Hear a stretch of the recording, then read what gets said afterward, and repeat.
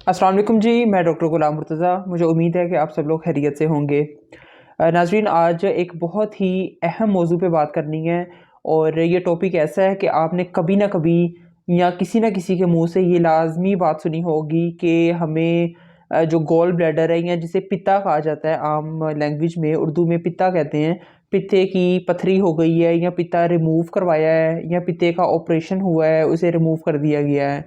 अब ये कंडीशन एक बहुत ही कॉमन है और इसकी वजूहात क्या-क्या हैं और इसकी इम्पोर्टेंस, ये जो पित्ता या गॉल ब्लैडर है, इसकी इम्पोर्टेंस क्या-क्या है, हमारे जिस्म में इसकी अफ़ादियत क्या है, इसे होना क्यों ज़रूरी है और इसको रिमूव करवाने के बाद क्या-क्या कॉम्प्लिकेशंस हो सकती हैं या क्या-क्या मसले आपको देखने को मिल सकते हैं।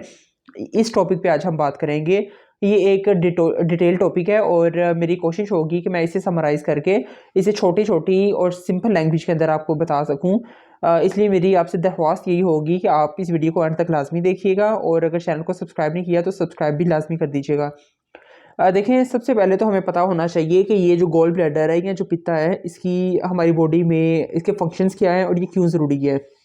देखिए, इसका जो सबसे बड़ा फंक्शन है वो ये कि इसके अंदर बाइल स्टोर होती है। अब ये जो गॉल ब्लैडर है, ये बेसिकली हमारे लिवर या हमारे जिगर के बिल्कुल साथ में अटैच होता है और ये एक कह लें कि एक तरह की थैली है, एक एक तरह का छोटा-सा सैक है, ये जो कि लिवर के साथ अटैच होता है और इसके अंदर एक जूस, कह लें ग्रीन कलर का जूस, ये वहाँ पे इकट्ठा होता है जिसे कि बाइल कहा जाता है। इस बाइल के अंदर मुख्तलिफ़ किस्म के सॉल्ट्स होते हैं, मुख्तलिफ़ किस्म के कह लें कि उसके कंपोनेंट्स होते हैं, उसके अंदर केमिकल्स होते हैं, लेकिन जो बाइल साल्ट्स हैं, ये सबसे ज़्यादा ज़रूरी चीज़ है। अब बाइल साल्ट्स का होना बहुत ज़्यादा ज़रूरी क्यों है? अब अगर मैं इस पे इतनी अहमियत दे रहा हूँ तो उसके पीछे एक वजह ये है कि ये जो बाइल साल्ट्स हैं, ये आपको इसलिए भी चाहिए होते हैं कि आपकी डाइट में या आपके खाने में जितने भी फैट सोल्यूबल विटामिन्स होते हैं, ऐसे विटामिन जो कि फ़ैट के थ्रू ही सिर्फ़ और सिर्फ़ आपकी बॉडी में एब्ज़ॉर्ब होते हैं या जो कि फ़ैट के अंदर सोल्यूबल होते हैं, इनको बॉडी में लाने के लिए खाने के थ्रू और ब्लड में दोबारा से इनकी पूरी सर्कुलेशन के लिए ये बाइल साल्ट्स हमें चाहिए होते हैं। अगर तो हमारे गॉल ब्लैडर में ये बाइल नहीं होगी या बाइल साल्ट्स की कमी होगी, तो जितने भी फैट सोल्यूबल विटामिन हैं, जिसमें विटामिन बी आ जाता है, बी एक पूरा कॉम्प्लेक्स है, इसके अलावा विटामिन ई आ जाता है, विटामिन ए है और विटामिन के1, के2, ये चारों विटामिन्स की कमी हमें देखने को मिल सकती है। देखिए, विटामिन ए हमारी आईसाइट के लिए बहुत ज़्यादा ज़रूरी है।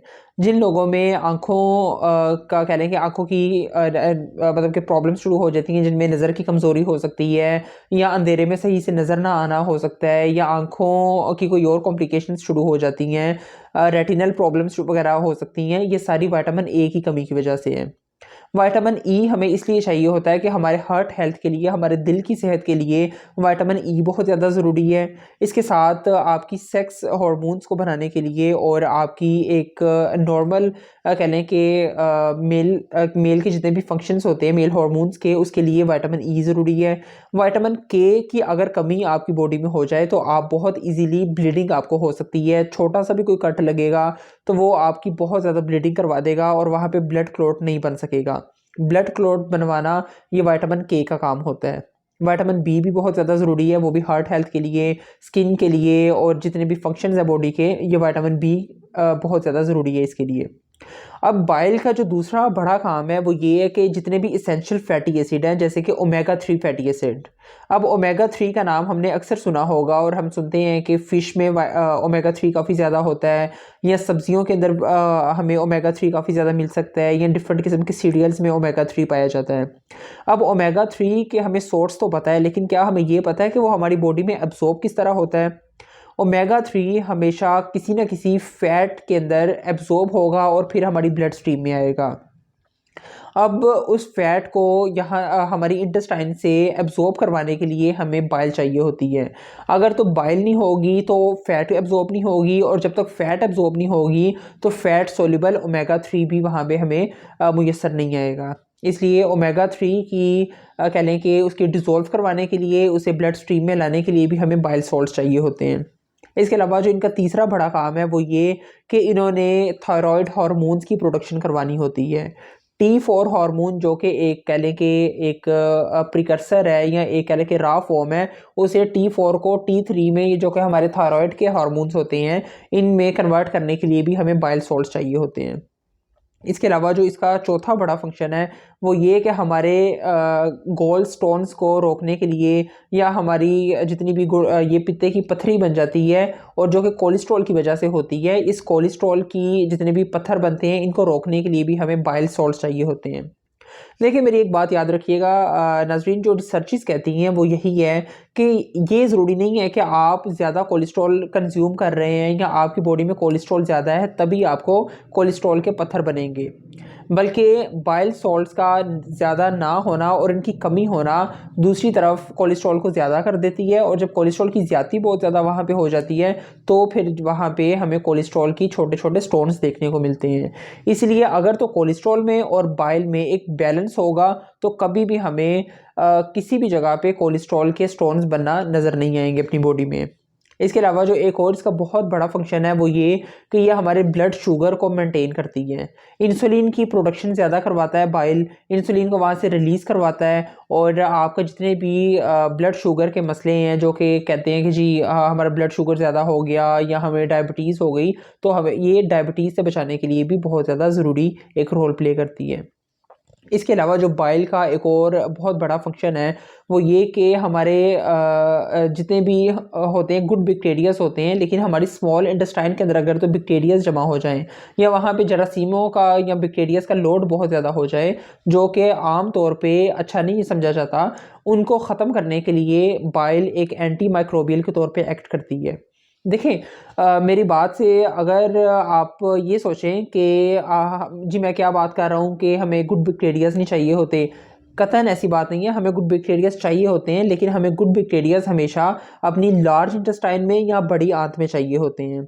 जब भी छोटी आंत में बैक्टीरियाज का लोड ज़्यादा होगा तो वहाँ हमें जो खाना हज़म होने की प्रॉब्लम शुरू हो सकती हैं, या वहाँ पे मुख्तलिफ़ किस्म के इन्फेक्शन भी कोज कर सकते हैं। इसलिए बैक्टीरियाज तो चाहिए लेकिन बड़ी आंत में चाहिए।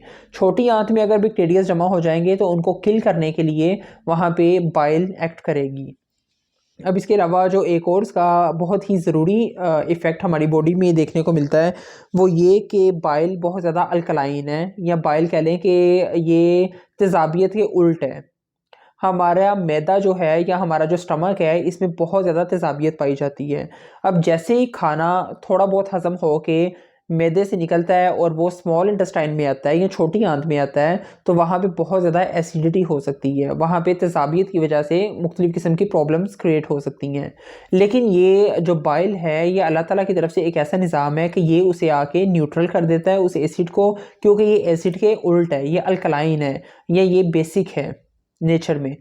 अब एक बात याद रखिएगा कि ये जो बाइल मैं आपसे बार बार डिस्कस कर रहा हूँ, ये बेसिकली गोल ब्लैडर में बनती है और वहाँ से छोटी छोटी नालियाँ होती हैं जिन्हें बाइल डक्ट्स कहा जाता है। उन बाइल डक्ट से होती हुई ये सीधा हमारी छोटी आंत में रिलीज़ हो रही होती है। बाइल यानी कि बनती है हमारे लिवर में, बनती है गोल ब्लैडर में स्टोर होती है या पित्ते में स्टोर होती है, और एक ख़ास वक्त के बाद स्टोर होने के बाद हमारी स्मॉल इंटेस्टाइन में या हमारी छोटी आंत में आना शुरू हो जाती है। अब क्या-क्या ऐसी हमें कंडीशंस देखने को मिल सकती हैं कि अगर हमारी बॉडी में बाइल कम हो जाए या बाइल सॉल्ट्स कम हो जाएँ, तो हमें देखें वहाँ पे हमें बहुत ज़्यादा फिर कोलेस्ट्रॉल ज़्यादा हमारी बॉडी में रहना शुरू हो जाएगा। इसके साथ-साथ हमें गॉल ब्लैडर के अंदर स्टोन्स नज़र आ सकते हैं। इसके अलावा जो और एक बड़ी कॉम्प्लिकेशन होती है वो ये कि हमें कॉन्स्टिपेशन रह सकती है। बाइल का होना ये बहुत ज़्यादा ज़रूरी है। अगर तो बाइल नहीं होगी तो इसकी वजह से ये हो सकता है कि हमारी लुब्रिकेशन नहीं अच्छी तरह होगी, हमारा खाना सही से हज़म नहीं होगा, उससे फ़ैट हमारी बॉडी में प्रॉपर तरीके से वहाँ पे एब्ज़ॉर्ब नहीं होगी, जिसकी वजह से कॉन्स्टिपेशन या कब्ज़ का रहना ये भी ज़्यादा देखने को मिल सकता है। इसके साथ अगर आपका जो गॉल ब्लैडर है इसकी कोई इन्फ्लेमेशन हो जाए या इन्फेक्शन हो जाए, तो आपको अपनी राइट साइड का जितना भी शोल्डर है, राइट साइड का आपका बाजू है या आपका जो जबड़ा है राइट साइड पे, इन सब में पेन रहना शुरू हो सकती है। अब देखिए इसकी वजूहात क्या है। इसकी वजह ये है कि जो आपका गॉल ब्लैडर है इसके बिल्कुल साथ एक नर्व होती है, या कह लें कि एक हम असाब होते हैं। आसाब ऐसी चीज़ है जो कि आपकी पूरी बॉडी में मैसेज दिमाग से डिफरेंट ऑर्गन्स की तरफ लेके जाते हैं। अब जब इन नर्व्स के अंदर इन्फेक्शन रहना शुरू हो जाएगा, क्योंकि उसके साथ जुड़ा हुआ गॉल ब्लैडर इन्फेक्टेड हो जाता है, तो ये हमारी पूरी राइट साइड पे ये नर्व जारी होती है। इसलिए राइट साइड की हमें दर्द रहना, शोल्डर पेन होना, राइट बैक पेन होना, ये हमें देखने को मसला मिल सकता है। अब देखें, जब भी आपके गोल ब्लैडर में कोई ना कोई स्टोन्स आ जाते हैं, या आपका जो पित्ता है उसके अंदर पथरी बन जाती है, या वो पथरी आपकी नालियाँ ब्लॉक कर देती है, या वहाँ पे बाइल नहीं बन रही होती, या कोई और अगर तो इन्फेक्शन हो जाए, तो किया ये जाता है कि गोल ब्लैडर को रिमूव कर दिया जाता है या गोल ब्लैडर को जिस्म से निकाल दिया जाता है। अब इसको निकाल देना तो एक आसान हल नज़र आता है, लेकिन इसको निकालने के बाद हमें क्या क्या कॉम्प्लिकेशंस देखने को मिलती हैं, हमारी ज़िंदगी किस तरह और ज़्यादा डिस्टर्ब होना शुरू हो जाती है, हम किस तरह और ज़्यादा मसलों के अंदर गिर जाते हैं। अब जो हमें कॉम्प्लिकेशंस गोल ब्लैडर को निकालने के बाद ऑब्ज़र्व हम कर सकते हैं, उनमें एक बड़ी कॉम्प्लिकेशन ये होगी कि हमारी जो बाइल डक्ट्स हैं, या वो वाली नालियाँ जो कि गॉल ब्लैडर से सीधी बाइल को लेके आ रही थी छोटी आंत तक, जो कि मैंने पहले भी बात की, उनके अंदर इन्फेक्शन हो सकते हैं। इसके अलावा एक और बड़ा इसकी जो नुकसान हमें ये देखने को मिलता है कि हमारी ब्लड वेसल्स, जितनी भी खून की नालियाँ हैं, उनके अंदर कोई ना कोई इन्फेक्शन या इंजरी हो जाती है, क्योंकि बाइल उन इंजरीज़ को भी बचा रहा होता है। इसके अलावा एक और बहुत बड़ा इसका नुकसान हमें ये देखने को मिलता है कि हमारी बाइल जो बन रही होती है लिवर के अंदर, जो जिगर के अंदर बनती है, वो आहिस्ता आहिस्ता खुद ही अब लीक होना शुरू हो जाती है। क्योंकि जब पहले पित्ता था, तो जितनी भी बाइल थी वो बनती थी, लेकिन पित्ते में जाके स्टोर हो जाती थी, और जितनी चाहिए होती थी फिर वो रिलीज़ हो जाती थी। अब क्या होगा, अब क्योंकि गॉल ब्लैडर तो है नहीं है जिस्म में, तो अब हमारे लिवर में तो बनेगी बाइल, लेकिन लिवर में बनने के बाद वो फ़ौरन लीक होती रहेगी, बहुत ज़्यादा ये अंदर ही अंदर लीकेज की होती रहेगी। एक और जो हमें बड़ी कॉम्प्लिकेशन देखने को मिलती है वो ये कि हमें यरकान हो सकता है, जॉन्डिस हो जाता है, स्किन येलो हो जाती है, आंखें येलो रहना शुरू हो जाती हैं।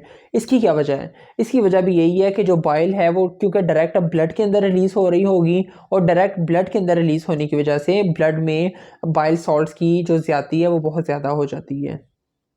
एक और बड़ा नुकसान ये होता है कि पैंक्रियाटाइटिस हो सकता है। पैंक्रियाटाइटिस से मुराद है कि जो आपका लबलबा है या आपका पैंक्रियाज़ है, जो कि इंसुलिन हार्मोन वगैरह बनाता है, आप अच्छी तरह वाकिफ़ हैं। अब ये जो लबलबा या पैंक्रियाज़ है, इसका इन्फेक्शन भी गॉल ब्लैडर के रिमूव करने के साथ बहुत ज़्यादा लिंक है। क्योंकि कहीं न कहीं जो गॉल ब्लैडर का फ़ंक्शन है और जो पैंक्रियाज़ का फ़ंक्शन है, ये आपस में इंटर रिलेटेड हैं। जैसे ही गॉल ब्लैडर बॉडी से निकलता है, तो पैंक्रियाज़ का फ़ंक्शन बहुत ज़्यादा हो जाता है। पैंक्रियाज़ को जब अपना काम बहुत ज़्यादा करने को उसके उसके ऊपर एक लोड पड़ता है, तो वहाँ पे हमें पैंक्रियाज़ का इन्फेक्शन देखने को मिलता है।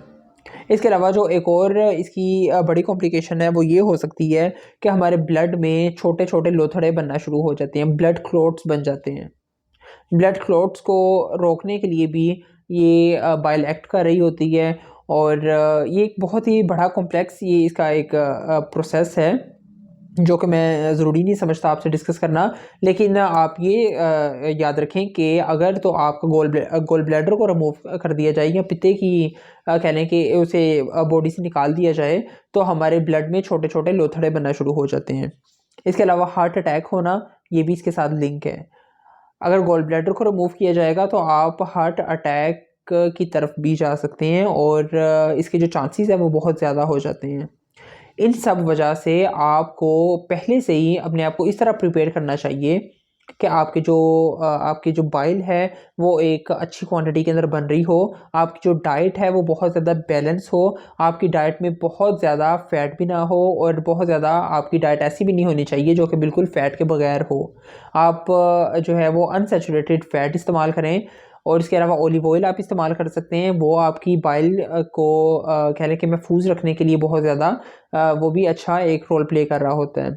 मैं इस पे एक डिटेल वीडियो बनाऊंगा, जिसमें मैं आपको ये गाइड करूंगा कि आप किस तरह इस ऑपरेशन से बच सकते हैं, या किस तरह आप अपने गॉल ब्लैडर को या पित्ते की आप पथरियों को रोक सकते हैं, या पित्ते के जितने भी मसले हैं जो कि आगे चल के आपको उसकी रिमूवल की तरफ लेके जाते हैं, उन सब मसलों को आप ईज़िली प्रिवेंट कर सकते हैं।